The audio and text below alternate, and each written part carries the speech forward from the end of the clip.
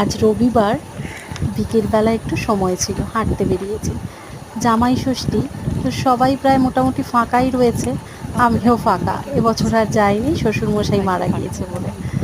মাঠের দুধারে প্রচুর সবজি হয়েছে, অনেক ধরনের সবজি, কলমি শাক, পুঁই শাক, কচু গাছ, ঢ্যাঁড়স গাছ, পটল গাছ, নানা রকমের শাক সবজি হয়েছে।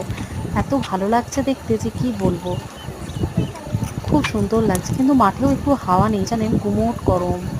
একটা সূর্যমুখী ফুলের গাছ দেখলাম, খুব সুন্দর লাগছিল ফুলের গাছটা দেখতে।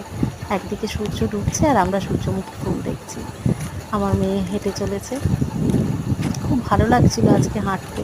কিন্তু একটু হাওয়া নেই বলে প্রচণ্ড ঘাম হচ্ছিল আর কষ্টও হচ্ছিল।